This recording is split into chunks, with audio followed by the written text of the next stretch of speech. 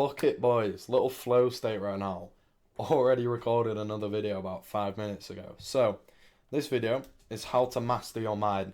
Again, I believe this is kind of the staple of developing yourself, and any growth that you want must start here, because without control over your mind, how are you expecting to actually develop and improve your other aspects when you cannot control your own mind, which is the one true thing you have control over? Not your actions, but your mind specifically. So, what is mastering the mind? What is mastering the mind? The mind is important because it controls your actions. Without control over this, things like doom scrolling and eating fast food creep into your life and distract you and take away from your progress.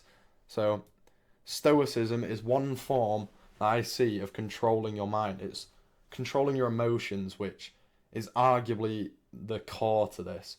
It's arguably the part that's in the middle, which allows for, these different branches. Because controlling your emotion in the middle is emotion. Emotion controls everything else. The fact that you want to doom scroll is that dopamine response. That is emotion being evoked in you. You've got excitement, you want to scroll. You just want to see the next video. You cannot stop yourself. It's an addiction. Okay? Same way with Stoicism, controlling your emotion, I say it's being able to turn any situation positive. This is such a powerful concept, right? If anything wrong goes bad in your life and you're able to turn that same situation positive, how are you meant to have a bad life? It's impossible. If you lost everything and positively you said, well, this is fucking good. I'm going to get so hungry, and I don't mean hungry, but like hungry for a better life. This is a positive situation.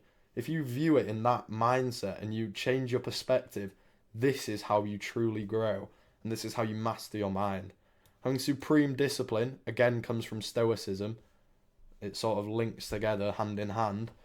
Supreme discipline and the being able to reject temptation is so key, as there are so many different disgusting, Jewish, half the time, inflicted temptations around us. The porn, the fucking food industries, TikTok, Instagram, fucking any social media, any side of the world which does not benefit you and essentially sedates you. It numbs your mind, I find. When I actually come off social media, I'm eating healthy, everything like that, I feel good. On a night, if I've done a bunch of work, I haven't looked at social media that day, I feel clean, whereas I genuinely feel numb and dirty when I've given in to temptation. So, becoming supremely disciplined, which is one thing that must be throughout your life. You can't just do it day by day, because it doesn't work like that. It has to be a ritual. Every day you are supremely disciplined. It will make you so much stronger, being able to reject that temptation and put you at a higher pedestal than these number twos who are down below you.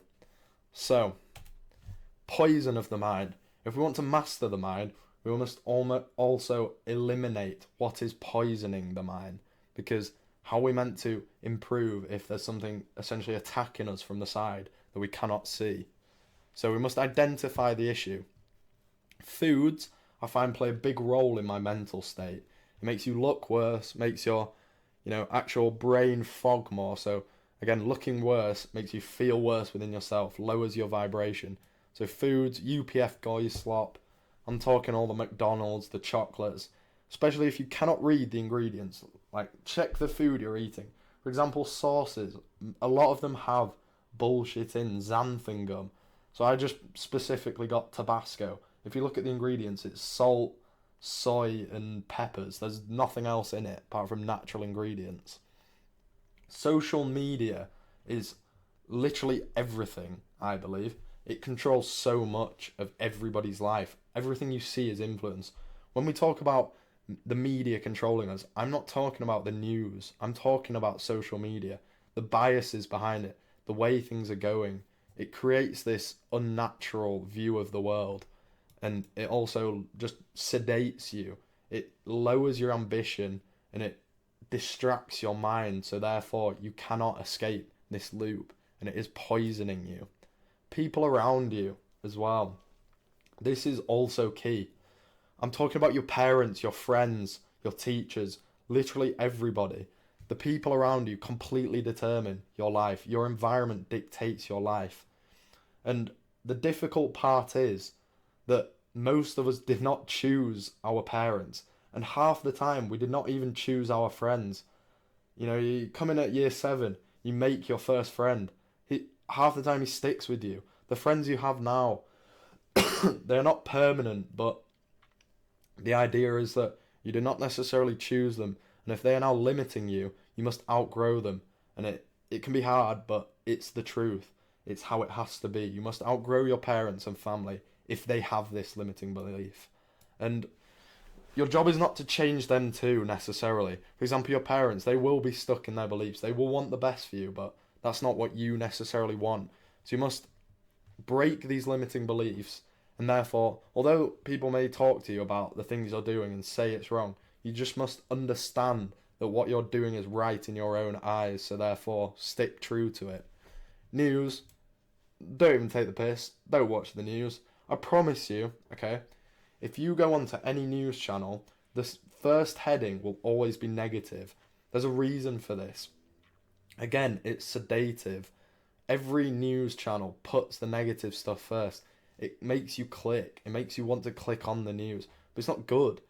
How is that positive? Why would I want to wake up and see that, I don't know, some young boy in Africa has just been slaughtered? How is that a good thing to wake up to? That's going to lower your vibration and, again, poison your mind. So that's something we must eliminate. So how to actually remove this? They're two different things, the actual poison and removing it, because removing it's not always as simple. So for me, I have 2 phones, right?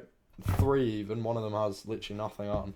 But 2 phones, okay? So the idea around this is that one of them can be practically a brick phone. It's funny how seeing technology evolve, because back in, the 2000s, for example, your parents probably had a BlackBerry, okay? Basically a brick, could do nothing, could maybe play Snake and call people. That's about it, right?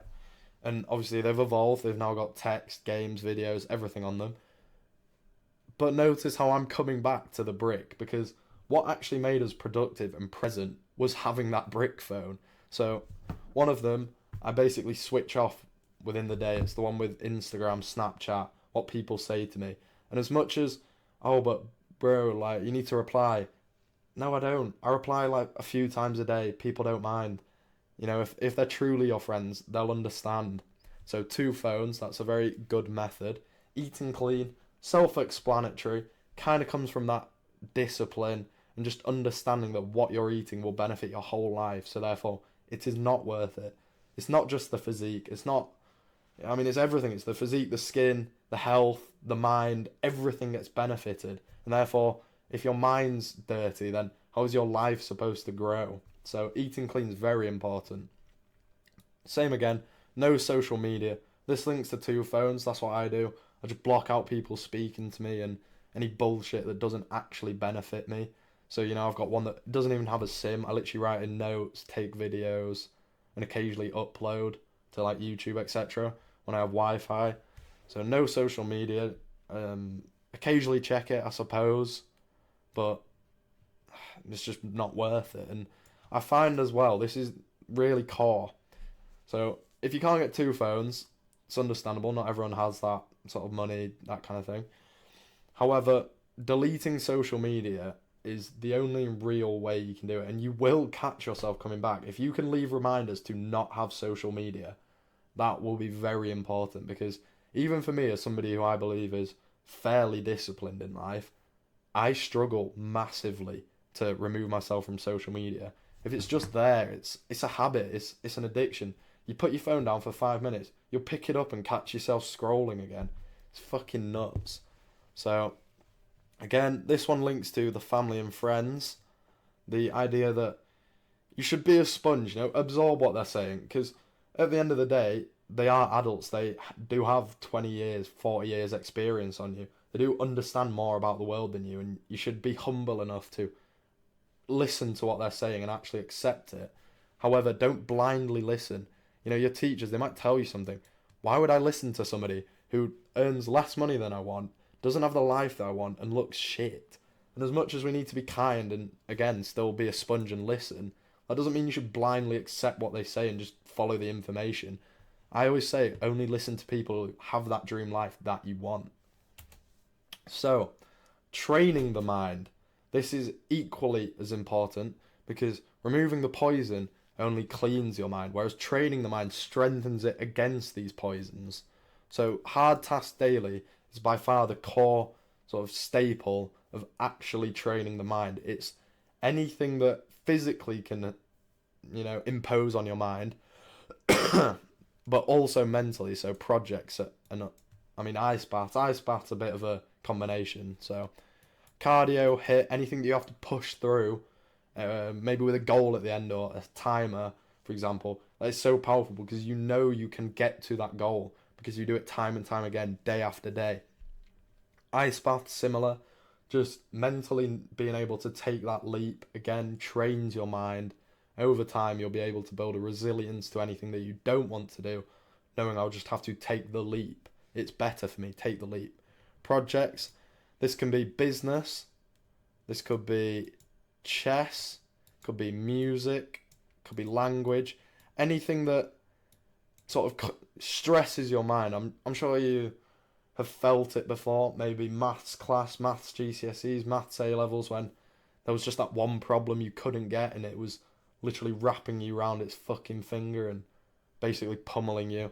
It's that mental challenge where you actually have to grind through something mentally, because for a lot of athletes particularly, I find that these are quite easy, right? Anything bodily becomes quite easy after a certain point, You can go to the gym and push through and get an extra rep every day, basically, and improve. But actual mental tasks where, you can mentally break down and it's genuinely stressing your mind, a lot of people cannot handle this. So this is one thing that we must train.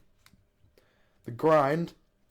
So the reason I put difference here is because the grind is not actually what you think it is, right? The grind in most people's eyes is, for example, the gym grind. It's just waking up, going to the gym, eating your food day by day. And I understand what you mean there. True grind is when you see no results. It's when results aren't shown instantly, which plays to that delayed gratification and forces you to get out of that craved dopamine state where, you need the scroll, you need the next dopamine hit. For me, and although I may have quit now, trading was the biggest grind. It is something where you see no real results. You think you're getting better, and then you take 2 steps back. It's 1 step forward, 2 steps back, 3 steps forward, 1 step back. That sort of idea where you cannot actually grow because it's so mentally challenging. So if you can find something that you can grind at, for example, business, that is potentially the best idea because it grows and you grow with it. So whilst this business idea may grow or it may not, it's more the development that you get out of this, where your mind is strengthened to the fact that results do not always come first. Meditation is my last method. So we're not talking about guided meditation. We're not talking about the voodoo YouTube ones where they make you see shit. I'm talking about sitting in a room just quietly. No distractions, no phone, no paper, no kicking a ball. Literally just sit there and think. Maybe lie back in your bed midday and just think. Sort of sit back, close your eyes and think. There's a quote, and I cannot remember who it's by, but there's a quote that says, all of man's problems comes from his inability to sit quietly in a room for 30 minutes. It's very powerful and it's true because I find having control over my mind genuinely comes from dampening the noise.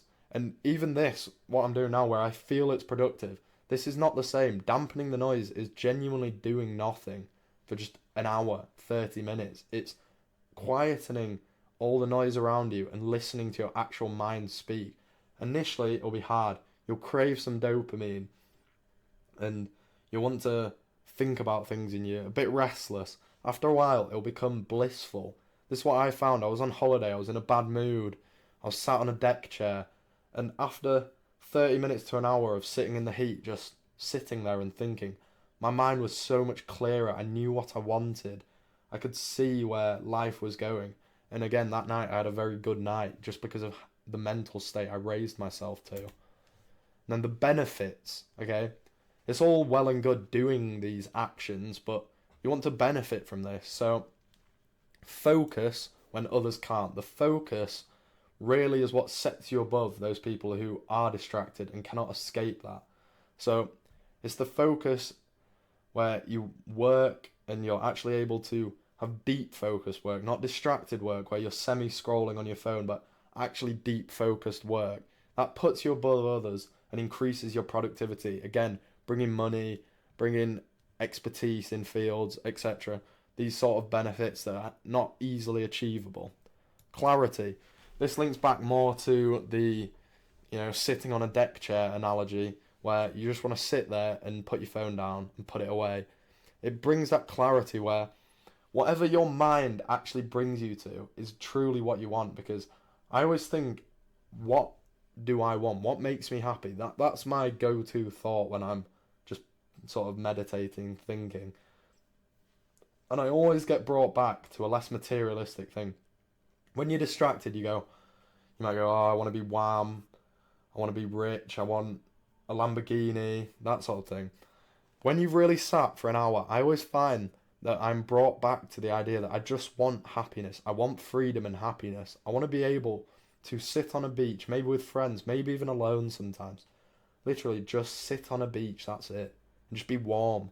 And again, have that clarity of mind, have a broader clarity, not a day-to-day clarity, have a blissful life. I want to basically be a modern day monk, right? It sounds weird. Modern monk, right? It sounds weird, but that is essentially what I'm describing here. It's having no need for distractions and obsessions and desires. And yes, they're human. Yes, I will want a car. I will want the girls. I will want a good physique.